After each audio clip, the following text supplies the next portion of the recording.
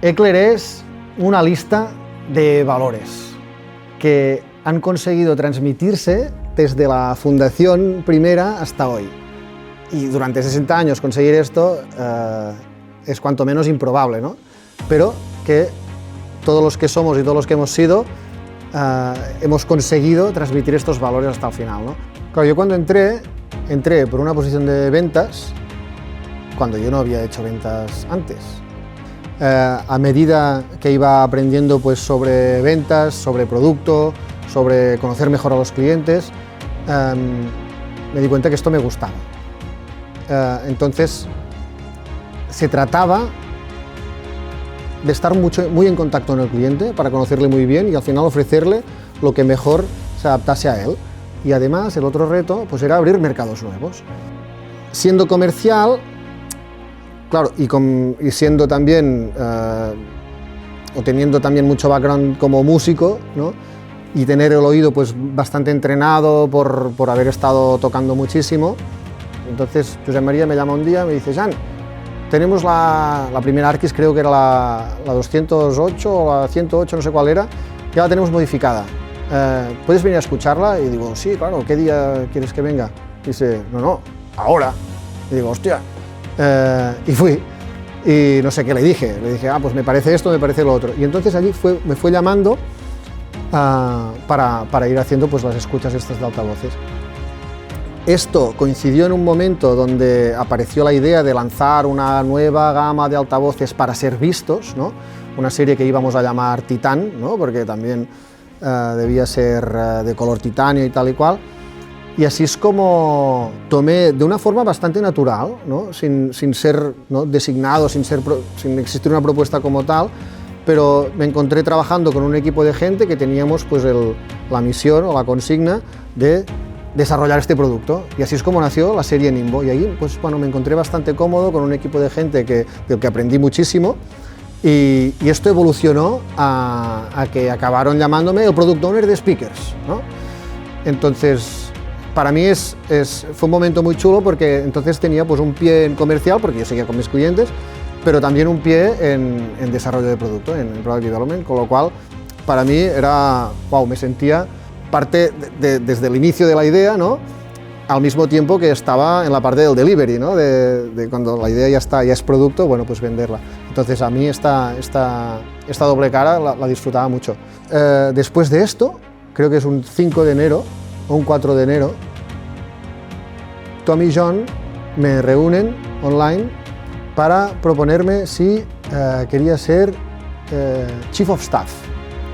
Lo que estamos buscando es alguien que pueda aprender de todos los departamentos de la casa, entender qué hacemos y cómo lo hacemos en todas partes y sea capaz un poco de reportárnoslo, porque nosotros buscamos conocer bien cuál es la actividad en cada departamento para luego decidir si modificamos o no modificamos.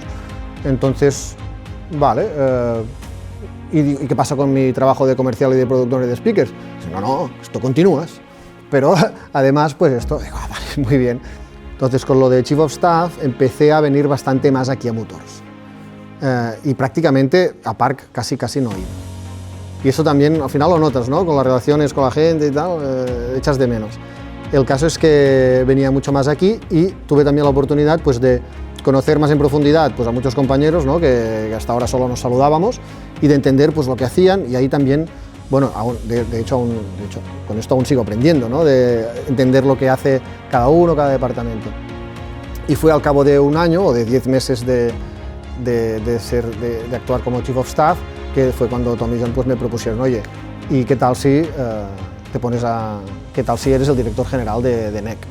Así que aquí, sí, un gran honor y me sentí muy honrado por todos, ¿no? Con esto. Entonces aquí viene el reto, ¿vale? Pues vamos a ponernos a pensar en lo que te decía antes, ¿no? En el pasado mañana y tratar de definir o de aterrizar todas esas ideas que la visión está clarísima, ¿no? Que nos van a llevar a ser los líderes de mercado en pocos años. Pues tratar de aterrizar todo esto. Es retador, es apasionante, es muy divertido y a la vez pues veo un camino por delante que con el equipo que tenemos, con las ideas que tenemos, con nuestra manera de trabajar, la confianza es absoluta de que podemos llegar a donde queramos, así que solamente hace falta, bueno, seguir haciendo lo que hacemos, que es remar en la misma dirección.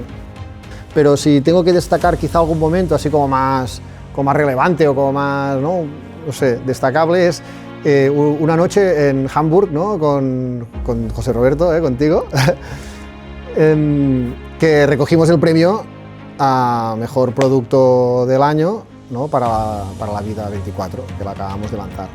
Entonces, para mí ese momento estábamos José, Jens y yo. Y yo sentía que estábamos nosotros tres allí en una cena con luces, bueno, bastante espectacular, todo muy rimbombante, incluso una banda en directo ahí dentro de una especie de palacio, era no sé qué.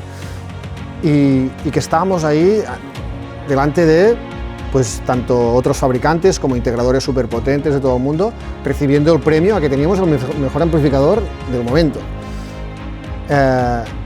Entonces, el hecho de estar allí representando a todo Ekler, porque estábamos los tres representando a todo Ekler, como que me hizo sentir muy honrado, ¿no? Muy honrado sobre todo.